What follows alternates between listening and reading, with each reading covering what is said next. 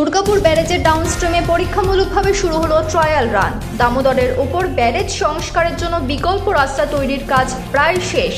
7 দশক পরে দামোদর নদের ওপর তৈরি হওয়া দুর্গাপুর ব্যারেজের ওপর রাস্তা আমূল সংস্কারের কাজ শুরু হতে চলেছে।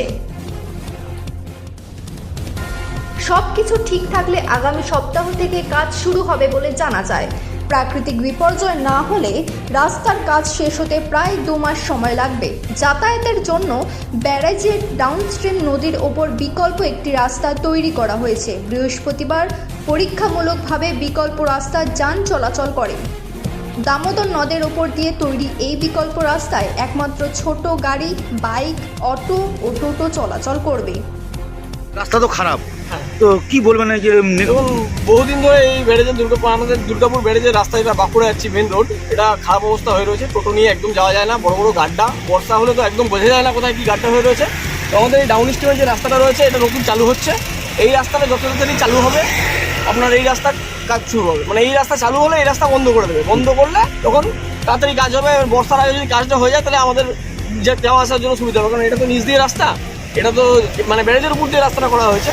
তো এটা যত তাড়াতাড়ি কাজ হবে তত তাড়াতাড়ি আমরা যাওয়া আসা করতে পারবো, আমাদের সুবিধা হবে। আপনার নাম? আমার নাম দেবাশিস দত্ত, আমি এই রুটে চালাই গাড়ি, লোকালে বাড়ি আমার। বাস ও ট্রাক যাতায়াত করবে না। ব্যারেজের ওপর রাস্তা মেরামত করার সময় একটি লেন খোলা থাকবে। ওই লেন দিয়ে বাস, দমকল ও অ্যাম্বুলেন্স যাতায়াত করবে। পণ্যবাহী ট্রাক রানীগঞ্জ দিয়ে ঘুরিয়ে দেওয়া হবে। পরীক্ষামূলকভাবে যান চলাচল শুরু করার আগে বড়জোড়া বিডিও, বিধায়ক সহ পুলিশ ও সেচ দপ্তরের দুর্গাপুর শাখার আধিকারিকরা বিকল্প রাস্তাটি পর্যবেক্ষণ করেন। নমস্কার। আমাদের মাননীয় মুখ্যমন্ত্রী মমতা বন্দ্যোপাধ্যায়ের উদ্যোগে বড়জোড়া ব্যারেজ, দুর্গাপুর ব্যারেজ নামে খ্যাতি যেটি আছে, খুব শীঘ্রই সেটা প্রশাসন লেভেল আলোচনা করে বন্ধ করবে। একদিকে কাজ হবে এবং নিচের যে রাস্তার প্রস্তাব আমরা দিদিকে দিয়ে এসেছিলাম, সেটা প্রশাসনিক স্তরে আমরা তাদের সাথে, অফিসারদের সাথে বৈঠক করে প্রায় শেষ মুহূর্তে কাজ চলছে। আমরা গত পরশুদিন বড়জোড়া আইসি, বড়জোড়া বিডিও এবং ইরিগেশন দপ্তরের ইঞ্জিনিয়ার ছিলেন।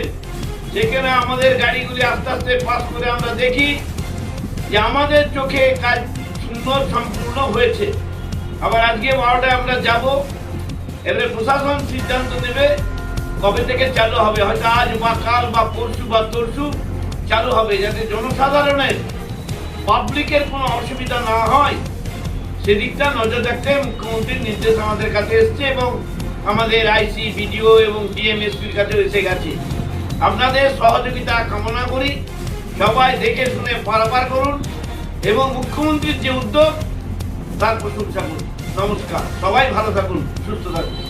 দুর্গাপুর থেকে অনুরাধা সেনগুপ্তের রিপোর্ট, খাঁটি খবর।